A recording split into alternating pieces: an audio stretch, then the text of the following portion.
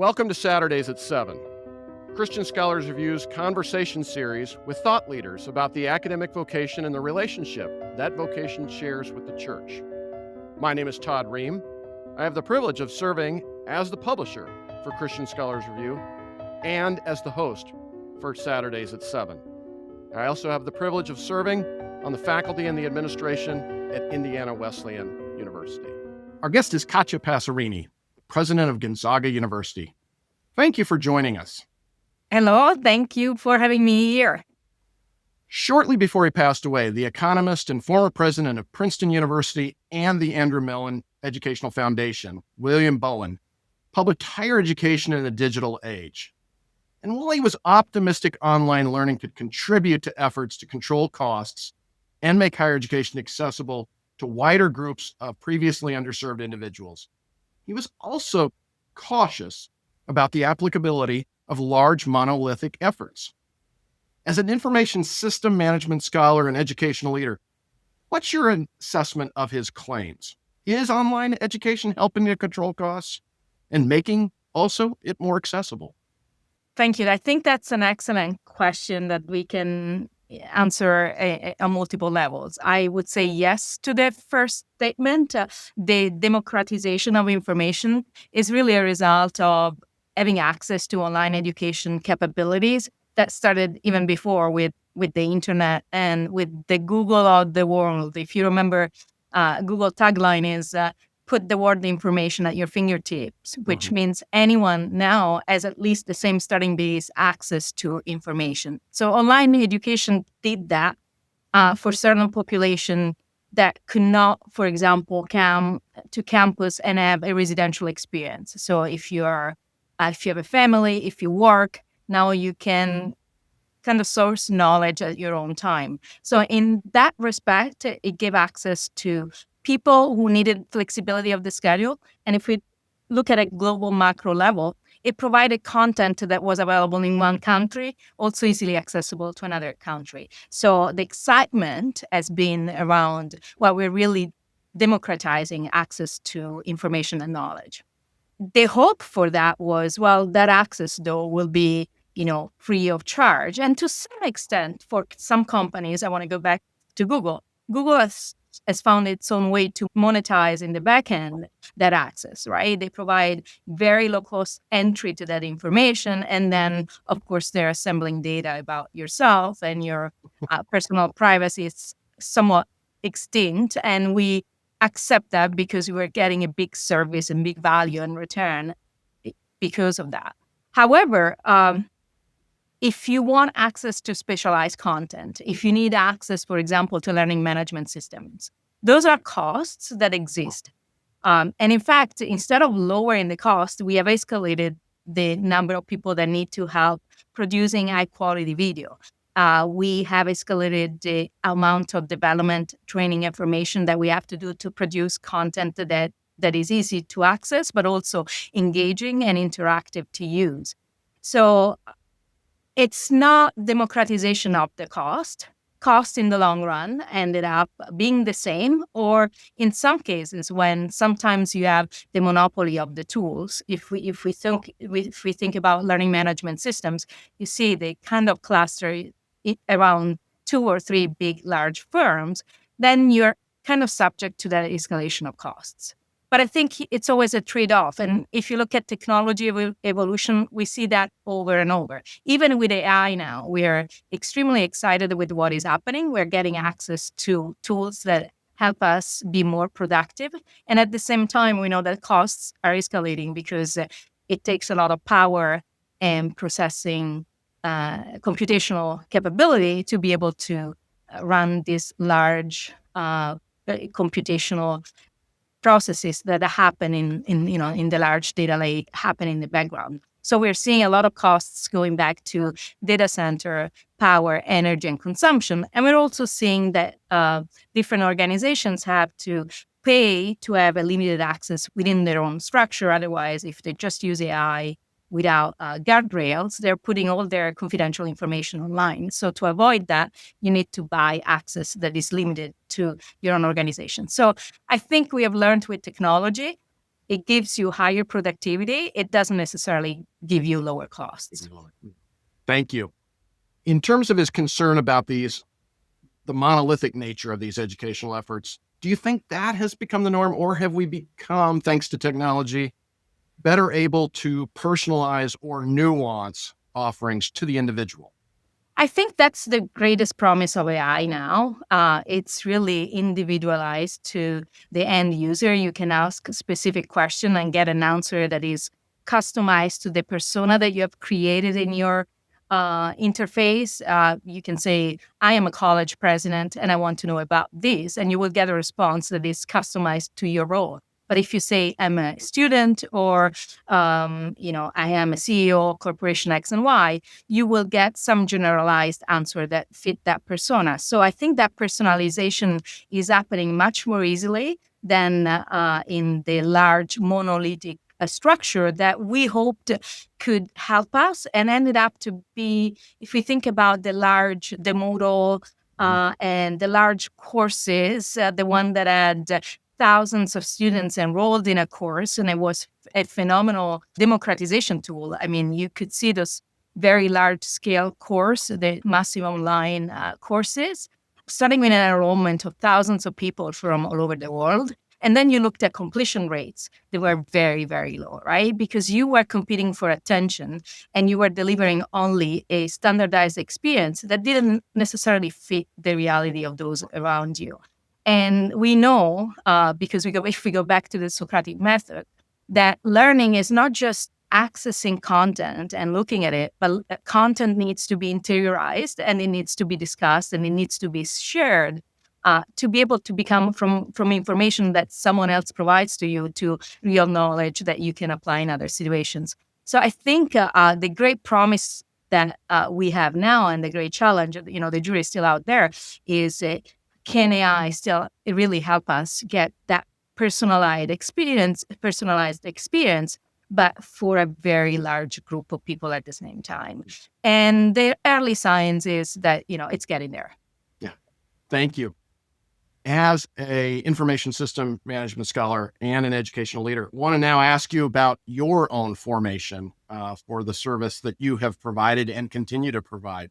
You were born and raised in Rome, Italy, the daughter of parents who served both as educators and educational leaders. You earned an undergraduate degree in political science from Rome's Luis University and a master's degree in economics from Rome's Tor Vergata University. In what ways, if any, did those experiences shape your interests? Your experiences at home, but then your experiences as a graduate student and an undergraduate there in Rome? Yeah, so I think my experiences at home with my parents, who were, I remember growing up, they started being elementary school teachers, then they moved, as it happens usually in one's career, to headmasters of elementary schools or middle schools, and then they became superintendents for the Ministry of Education. So they evaluated program effectiveness across regions in Italy. I was embedded every single day in discussions about education, educational reform, learning. I remember, as a child, following my mom to her elementary school class where she was, teaching math or literature, and I was just sitting there and observing. So I think my passion for education has been socialized through all of those experiences. When I got to the university, my first love I thought I had was journalism. I wanted to really be someone who I loved writing, and I wrote about what was happening in the world. And I chose Lewis University because they had an undergraduate program that led to the School of Journalism, which was a post undergraduate specialization. And I thought my path was set. Was set there. And then in my political science classes, you talk about policy, government relation, but you also talk a lot about economics. And it's not just the microeconomics that excited me, it was the macro, to see how things are interconnected so that actions at the micro level of a single firm affect the economy as a whole. And I was blessed to have exceptional professors that made me fall in love with economics. And that's why my path changed. When I graduated in political science, I said, well, I need to get another degree. And that's where I landed in Tor Vergata and started paying attention to this connection between systems and how they affect the institutions at at a holistic level. With that, I think it was clear that I wanted to study systems, and that's why then at the end of when I left Italy and came in the U.S., I focused on disciplines that looked a lot and focused a lot on system sciences. So I think being embedded in that culture and then being socialized in a context that takes this economic view also from a perspective. I know you want to connect this to the vocation, but the perspective of economics, or at least the economics that I studied, was very much connected to welfare economics, which is the well-being of a large scale, of people as a whole. So the notion of public good, the notion of common good, and how you use individual actors for the benefit of the whole. Yeah. Along those lines, were any particular authors or scholars more impactful on you than perhaps others? I think some of my professor was blessed. Louis had this teaching and learning style where they really brought people that were working in industry to. It's a university that is connected to the Italian Chamber of Commerce, Confindustria.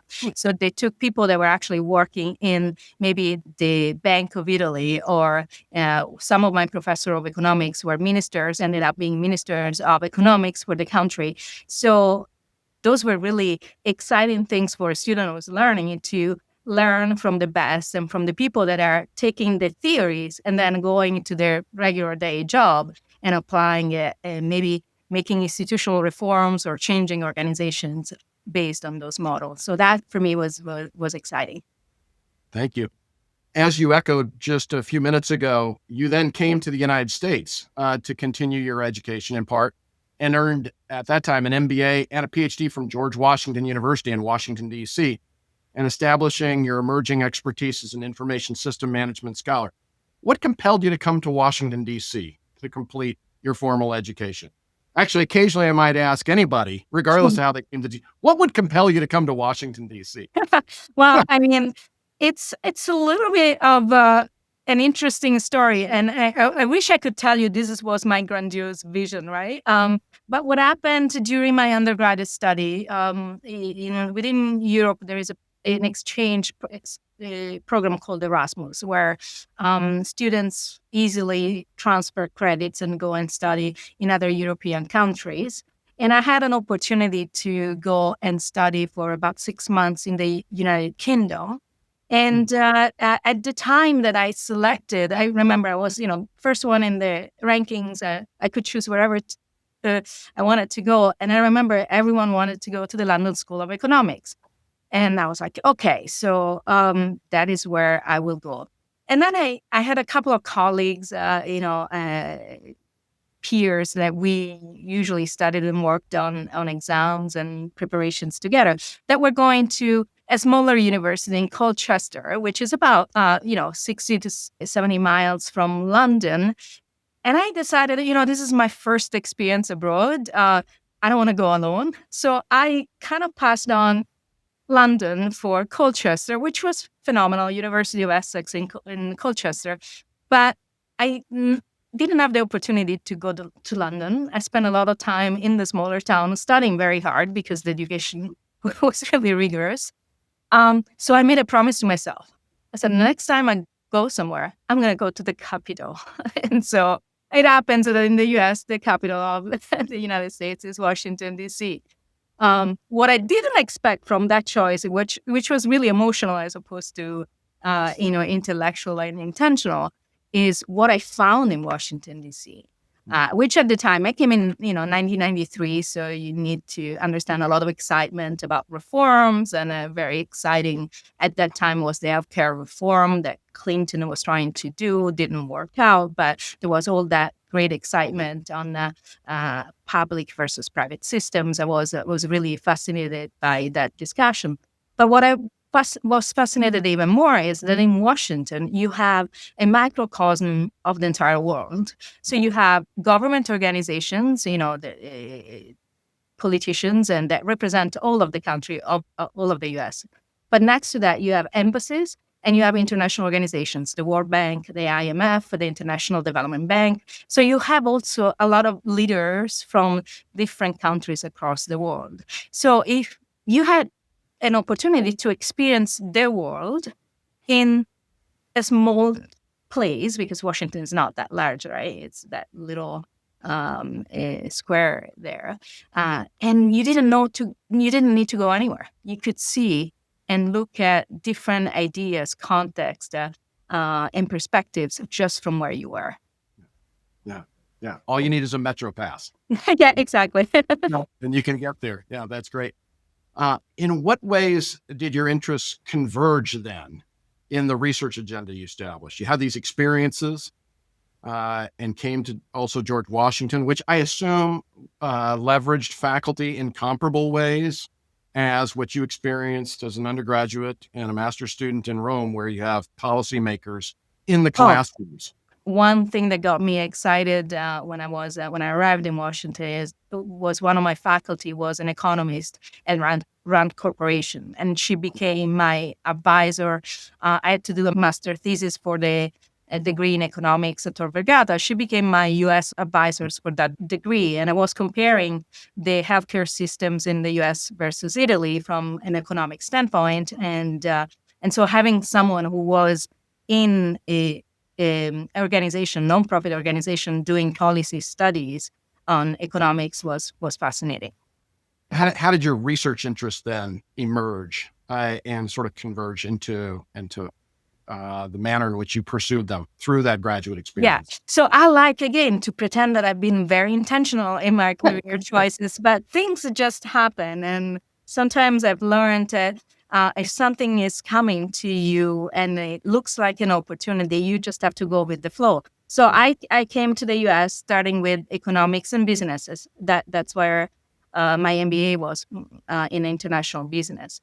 And then, we finished the MBA 96, 97. Remember, at that time, we were talking about Y2K and doomsday of the world. There was a lot of interest in information technology, a lot of, tech bubbles, startups, this faith and question on where technology is going, but also this fear that technology could just stop the end of the world.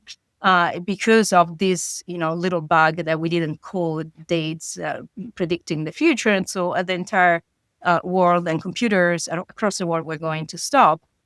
Studying in Washington, D.C. at GW, you're just, a couple of blocks from the World Bank. I was fortunate to have an opportunity to work at the World Bank on projects related to Y2K. We went to the South Pacific Islands to prepare them for, what was going to happen and make sure that, you had to do some coding changes for things not to fall down. It wasn't just a hoax. It was a real problem. It needed to be solved with coding and upgrading systems.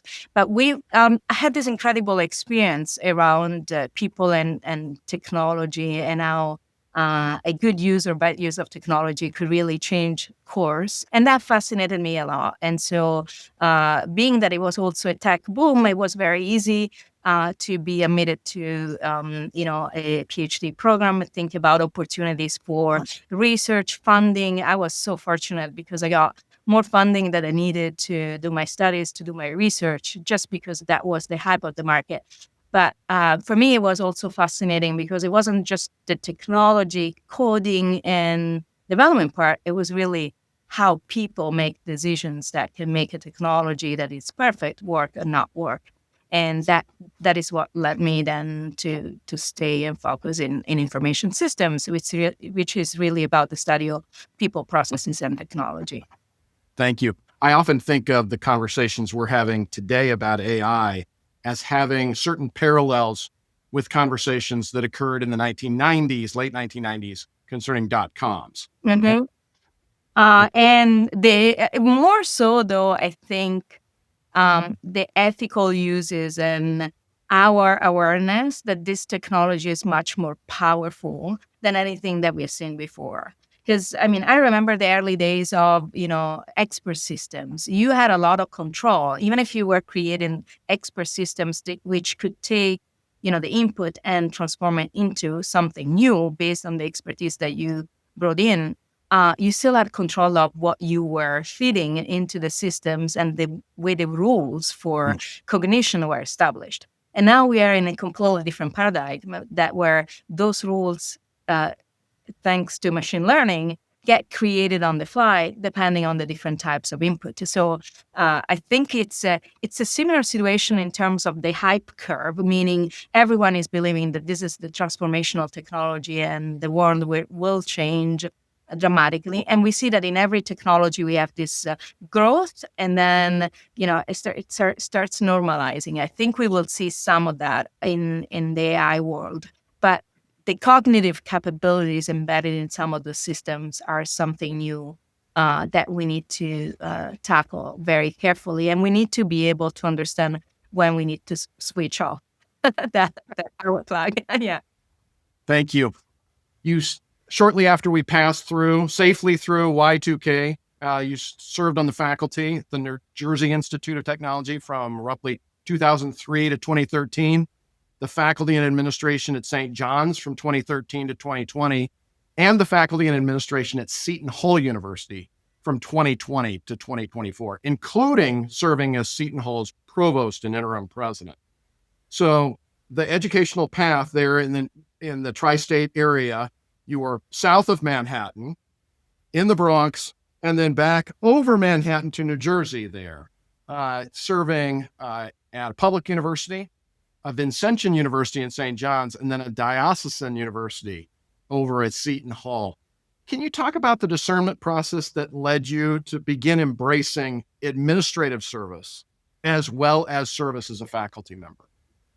The administration, once again, came as an opportunity. I felt I call myself a professional student, and as a faculty, you're continuously learning new material, especially if you're teaching technology. There is a semester later, your class is going to look completely different from the one that you taught that semester before. It's just the pace of technology. In fact, at a certain point, I decided to move a little bit more into project management. At least there was a body of knowledge that was constant instead of changing continuously. So I loved what I was doing. As the typical assistant professor to associate to professor, I had a lot of opportunity to decide my own agenda, what I wanted to get involved with. I loved teaching. I loved doing research at the level that fortunately got me to my different career opportunities. And then when I became professor, I recall that the provost then at NJIT asked to consider an open position in the honors college, so as an interim dean. And I thought that was a safe way for me to experience administration, because an honors college is an entity that has students, but they're technically dual citizens. They're, completing a degree in engineering, management, architecture, or whatever is their college that they enrolled in. But because of their GPA and other scores, they're all unified in another unit in which then they have an advanced curriculum, they do additional service, they do additional research, and etc. So you don't have faculty, you work only with the students. And that was amazing. And what I realized is that I could meet with the students. We were working on a new strategic plan with the board, the advisory board for the college. And I would bring in students and they had terrific ideas, and I will present them to the board, and they will get executed. So I realized that there was a time to completion that was so much faster than what you see in your academic life. Sometimes you submit an article and it takes for a year for an article to be published. Or sometimes you teach a class and you don't know if you made an impact, but then 5 years later you get that email from the student that tells you, "Oh, I really remember what you taught me in that class." But it's such a big gap, right? And you're always worrying that you're not influencing change in the way that you could. And so what I saw in the Honors College is that collaborating with students, board members, and then, of course, faculty, we could influence change and what we were doing in a much more impactful and effective way. So that's where I got the bug is, I'm a dean of a college without faculty. Then St. John's came up, and it was the largest undergraduate college with a lot of faculty and students. And that gave me an opportunity to experience that. I loved St. John's because they had their own campus in Rome. And I said, "Oh, I would love to be teaching." And I ended up teaching some classes also in Rome. And what happened at St. John's was transformational for me. One, I love the Vincentians, and so that really captured my heart. But also, what I realized is that you can, in a faith-based institution, you can be your old self. There is a professional aspect of you, and you never bring faith into what you do because, of course, you're teaching disciplines that are not necessarily connected.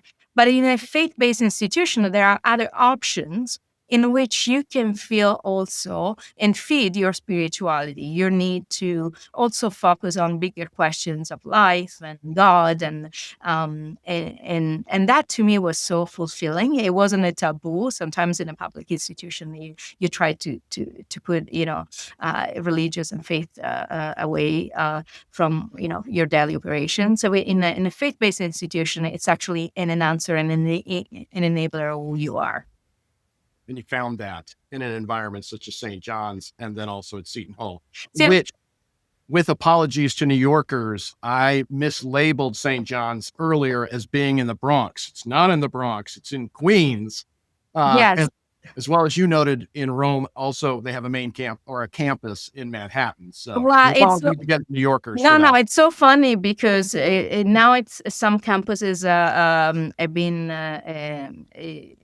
collapsed, but actually the Bronx was the only place where St. John wasn't, because there is a campus in Manhattan, Queens, Staten Island. This is the one that was closed a couple of years ago. Long Island, and of course, then in Europe you have Rome, Paris, and at the time in Spain, there was an additional campus which now moved to Ireland. So yeah, wow. The interesting thing is it takes less to go from the Queen's campus to Rome than from the Queen's campus to Staten Island. It's pretty clear what the traffic experience was. Having made those drives, I can certainly imagine that's true. So yeah. Seton Hall, of course, was the next logical step, diocesan, but faith-based institution. Elizabeth Ann Seton, what an incredible story. The first American-born saint, and that mission and that passion that you put in everything was also a transformational for me as well. And that's how I knew I loved to stay in faith-based institutional Catholic higher ed. On January 15th, 2025, you were named the next president of Gonzaga University, historically Jesuit institution, Catholic Jesuit institution now, succeeding Thane McCullough in July 2025, and then you were formally installed on September 26, 2025. Would you describe the discernment process that led you to submit your name for consideration as the president at Gonzaga, all the way across the country in Spokane, Washington? Yes. So again, intentionality. In this case, you don't take a presidency without wanting to be a president. So of course I had, through my experiences, 1 year interim president at Seton Hall. What I realized is that was really an area where I could make and affect change as a provost that did that within the academics. But as a president, you have the opportunity to really look at the university holistically. So I know that a presidency was something that I was really interested in. Gonzaga came as the logical next step because I knew I wanted to be in Catholic higher ed as well. And the Jesuits have that reputation of being a little bit rebels. And what I liked about learning and listening to the stories about the Jesuits is this idea of um, going and setting the world on fire, which is what Ignatius did, and then just scatter this group of people all over the world. And the way they did their acculturation was not to pretend that everyone and every place that they went to had to adjust to who they were, but rather they were able to adjust to the culture that they found. And that flexibility that sometimes you might not see in more structural and hierarchical structures, like, for example, a diocesan university follows a very excorded ecclesia in a more rigid way that you would see in a charisma type. The Vincentians or the Jesuits have a degree of freedom on the way they structure their work. But what I loved is that their work is based on the community. And so I wouldn't say there isn't a Jesuit university that is the same, because they're all located in different communities. While the foundations are the same, and we all, share those and learn them over and over, the biggest impact that the Jesuit universities can do is to really understand what the local is and how you interact and you accompany, the local environment to the journey that could be a faith-based journey, or it could be simply an educational journey, which is one of the missions of Jesuit University, making sure that everyone has the tools and means to become then men and leaders that serve other people. Thank you. And together, just within the United States alone, they've built one of the arguably largest educational systems, I believe 27 institutions total, stretching from Chestnut Hill, Massachusetts, to Mobile, Alabama, to Los Angeles, California, to Seattle, and of course, Spokane, Washington. For individuals discerning whether they are also called to accept an appointment as a president and a president of a church-related university, such as Gonzaga, what advice would you offer?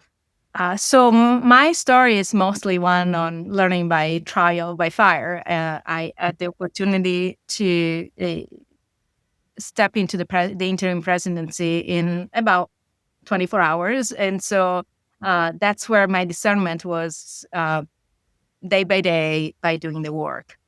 I also know, though, that that's not the typical opportunity.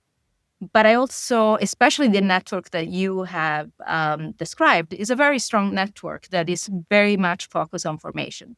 So there are different types of programs that like the Nations Colleagues programs or leadership programs that are designed to specifically bring leadership in different universities to come together and discern what the next steps are. And so you learn what the work is. You're usually mentored by sitting presidents, and you understand whether that's something that you're called to not only academically, but also spiritually and from a vocation standpoint within this network.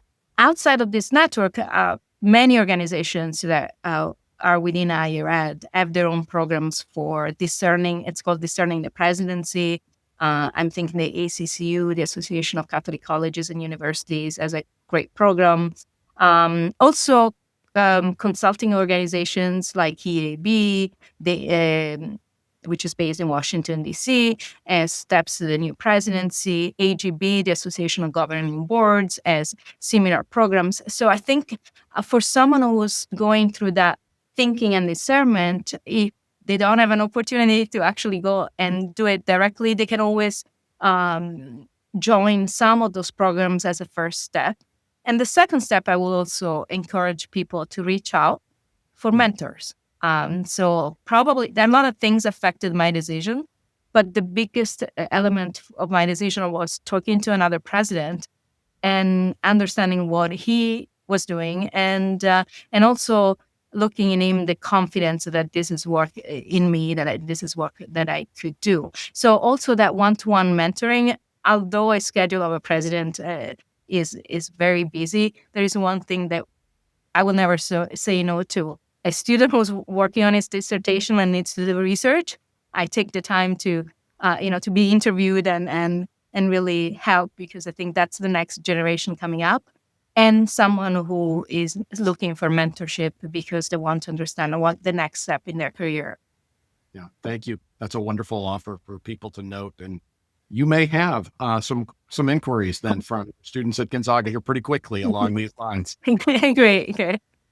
Prior to accepting the appointment as Gonzaga's next president, in what ways did you assess its strengths as a university? What did you see in it in terms of potential that then you've tried to tap and capitalize and perhaps even accelerate over the course of this first year that you've been in office?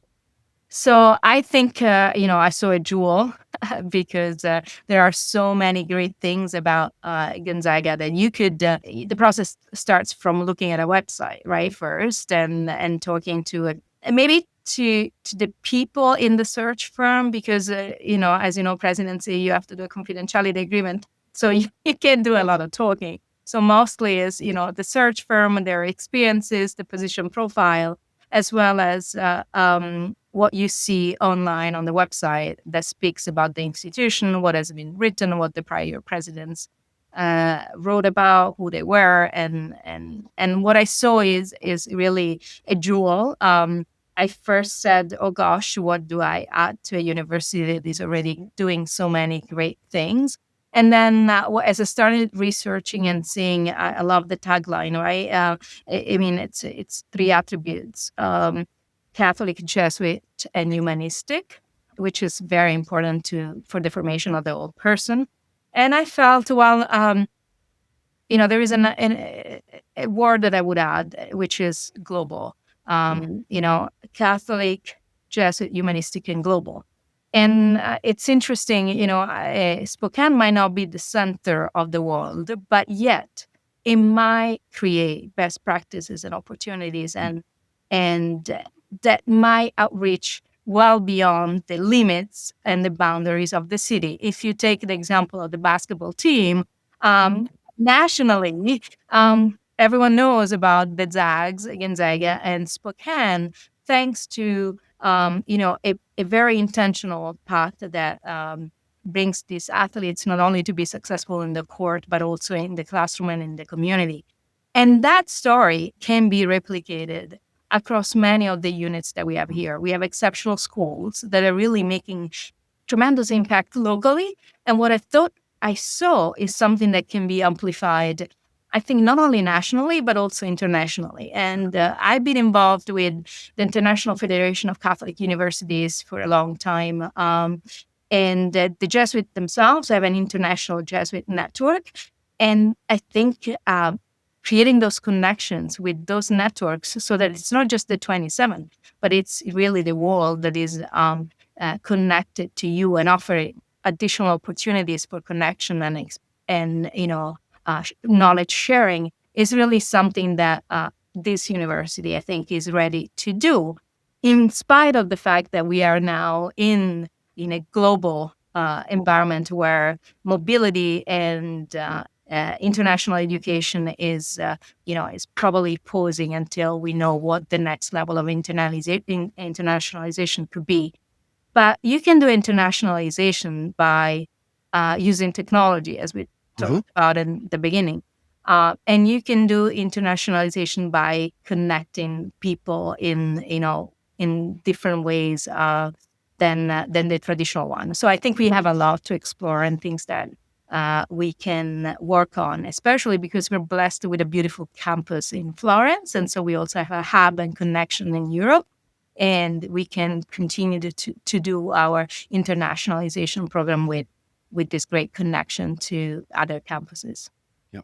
And as someone who views the Pacific Northwest and the Northern Rockies as home also, I think the world would be better served by coming to and realizing what that region also through institutions such as Gonzaga has to offer. So yeah, bringing them to Spokane and to the Pacific Northwest? It's beautiful. It's not only nature and environment, but also I think what nature and environment to do to people and people to people interaction is completely different from what I have experienced in other parts of the world. So I'm really having a blast in learning about the people, learning about the spaces and the history. Different than perhaps when you were working and serving in Queens at St. John's. Yes. Now, unfortunately, our time is beginning to become short, and I want to make sure I ask you, as someone with these well-formed scholarly habits, who's eager to continue to be of ongoing service to students, but also serves as a university president and eager to mentor the next generation of university presidents, how have you come to understand and perhaps even define the academic vocation? What characteristics are critical across disciplines in your estimation for it to be defined by? I think there are many. I think, though, the most important one for us is humility. If you're humble, you know that you have to learn more. And so going to every place that we encounter as a space where we can learn from everyone that we connect with during that encounter. And maybe thinking that we have an opportunity to also, as they change us, for us to change them and help them self-actualize by sharing the knowledge that we have and capturing their knowledge is something that I think is really important. And I think if I think about education as a vocation, it's really a vocation on taking a person and helping them in their journey to become their best self and empowering them to self-actualize and then go ahead and change the world in their own way. So while my vocation has not been, a priestly or clergy-related vocation, I do believe that the work that we do in Catholic higher ed is really work that we do for people, but also for the church. Yeah, thank you. What forces are in existence today that you think threaten such an understanding of the academic vocation and about which we need to be vigilant and address? Yeah, I think there is a lot of discussion, especially in the U.S., on what is the value of education, the cost. We started this discussion with costs. So let's go back to costs, because a lot of the questioning of higher ed nowadays is because of the costs that it takes to really make sure that the students are able to graduate. And those costs are being passed to families and students, and to some extent are also subsidized by the government.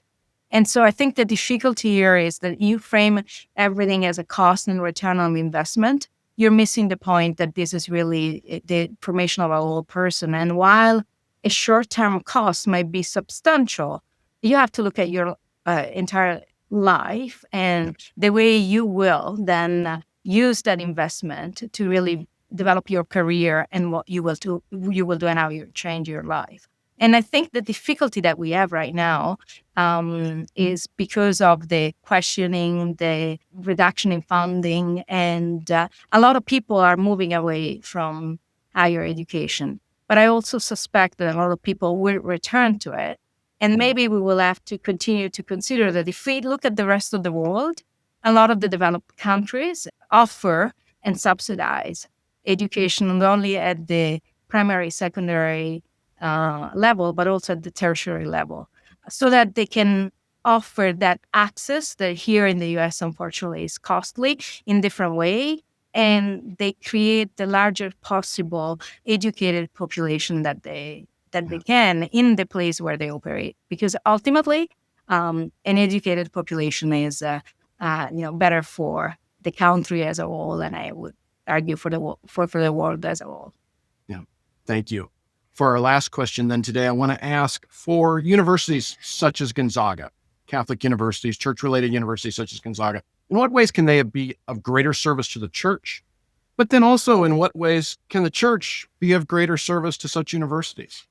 Yes, for us to be of greater service, I think we also sometimes have to question some of what of the decisions are, and always keep everyone real. Ask questions on that might be important to continue to ask on in an intelligent and educated way. So I think our role is to be locally speaking and enabling the church to be present, but also to be providing feedback on what locally the perception of the church and the questions that come from the people that we interact with are, and how we can transfer them back. And I think how the church can help. I was actually reflecting about this a couple of days ago, where I heard, well, the church has been, shrinking because of vocations, at least the clergy vocations are diminishing. And I'm like, oh, wow, we are having the same problem with students. We have a demographic cliff, and the number of students is